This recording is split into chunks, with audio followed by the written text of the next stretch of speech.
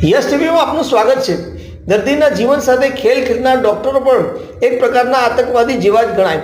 વાત કરીએ જામનગરના ડોક્ટર પાર્થ વોરાની કે જેણે દર્દીઓના હૃદય ચીરીને પીએમ જયમાંથી રૂપિયા મેળવવાની લાલચમાં 1.5 વર્ષમાં 800થી વધુ સર્જરી કરી હતી, જેમાંથી 105 દર્દીઓ એવા હતા જેમને જરૂર ન હોવા છતાં હૃદયની સર્જરી કરી નાખી હતી અને અત્યાર સુધીમાં 6 કરોડ જેટલા બિલો સરકારમાં મૂકી દીધા હોવાનું બહાર આવવા પામ્યું છે।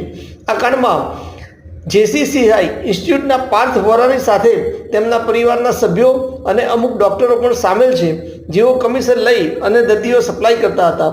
આ આખું કૌભાંડ જામનગરથી બહાર આવવા પામ્યું છે, જેણે અમદાવાદમાં બનેલા ખ્યાતિકાંડને તાજું કર્યું છે।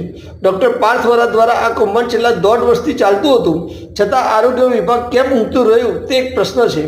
આવા ડોક્ટરો સફેદ કપડામાં છુપાયેલા એક પ્રકારના આતંકી જ કહેવાય અને આવા ધનલોભી અને માનવ હત્યા જેવા ગુના કરનારા ડોક્ટરોને દંડ નહીં પરંતુ ફાંસીની સજા આપવી જોઈએ તેવું આમ પ્રજામાં ચર્ચાઈ રહ્યું છે।